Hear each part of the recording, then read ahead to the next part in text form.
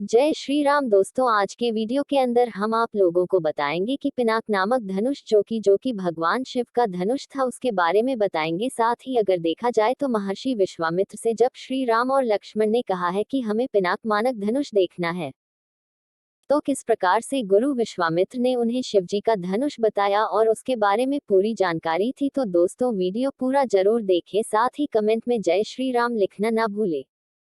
दूसरे दिन प्रातःकाल राजा जनक से महर्षि विश्वामित्र ने कहा, हे राजन, दशरथ के इन दोनों कुमारों की इच्छा पिनाक नामक धनुष को देखने की है, अतः आप इनकी इच्छा पूर्ण करने की व्यवस्था कर कीजिए। राजा जनक के कुछ कहने से पूर्व ही राम ने कहा, हे नरश्रेष्ठ, पहले आप हमें पिनाक का वृतांत सुनाइए। हमने सुना है कि पिनाक शंकर जी का प्रिय धनुष है।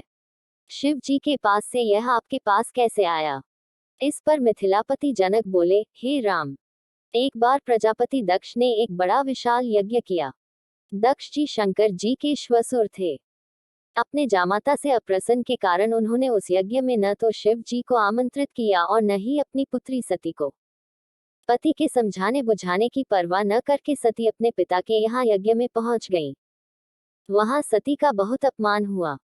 सती ने देखा कि देवताओं के लिए यज्ञ का जो भाग निकाला गया था उसमें शिवजी का भाग था ही नहीं। इससे क्रोध होकर सती ने यज्ञ कुंड में कूदकर अपने प्राण त्याग दिए। महादेव जी के गणों ने, जो सती के साथ राजा दक्ष के यहाँ आए थे, लौटकर महादेव जी को सारा वृतांत बताया। सती की मृत्यु की सूचना पाकर महादेव जी बड़े क्रोध हुए।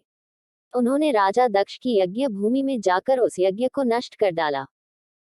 फिर वे अपना पिनाक नामक धनुष चढ़ाकर देवताओं को मारने के लिए अग्रसर हुए, क्योंकि देवताओं ने उस यज्ञ का भाग महादेव जी को नहीं दिया था।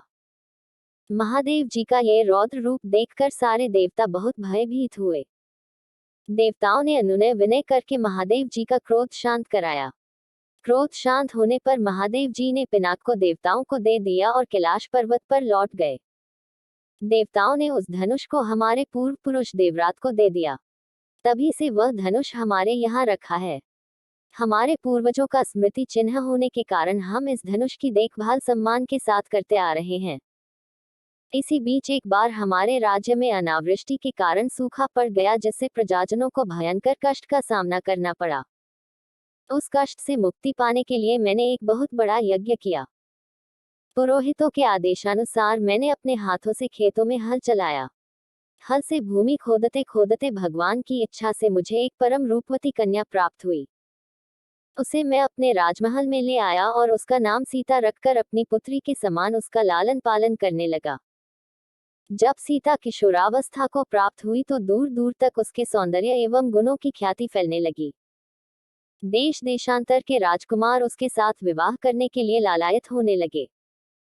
मैं अद्भुत पराक्रमी योद्धा के साथ ही सीता का विवाह करना चाहता था, अतः मैंने ये प्रतिज्ञा कर ली कि शिव जी के धनुष पिनाक पर प्रत्यंचा चढ़ा देने वाला वीर राजकुमार ही सीता का पति होगा। मेरी प्रतिज्ञा की सूचना पाकर सहस्त्रों राजकुमार और राजा महाराजा समय समय पर अपने बल की परीक्षा करने के लिए यहाँ आए, किंतु पिनाक पर प्रत्यंचा चढ़ाना तो दूर, वे उसे तिल भर खिसका भी न सके। जब वे अपने उद्देश्य में इस प्रकार निराश हो गए तो वे सब मिलकर मेरे राज्य में उत्पात मचाने लगे। मेरे प्रदेश को चारों ओर से घेर लिया और निरीह प्रजाजनों को लूटकर आतंक फैलाने लगे। मैं अपनी सेना को लेकर उनके साथ निरंतर युद्ध करता रहा। वे अनेक राजा थे, उनके पास सेना भी बहुत अधिक थी, इसलिए इस संघर्ष में मेरी बहुत सी सेना नष्ट हो गई। इस पर मैंने भगवान को सहारा मानकर उनकी तपस्या की। मेरी तपस्या से प्रसन्न होकर भगवान ने मुझे देवताओं की चतुरंगिनी सेना प्रदान की। उस सेना ने आताई राजाओं के साथ भयंकर युद्ध किया और सभी उपद्रवी राजकुमारों को भगाया। उनके भाग जाने के बाद मैंने सोचा कि एक विशाल यज्ञ करके इस अवसर पर ही अपनी प्रतिज्ञा पूरी करूं और सीता का विवाह कर निश्चिंत हो जाऊं। इसीलिए मैंने इस महान यज्ञ का आयोजन किया है।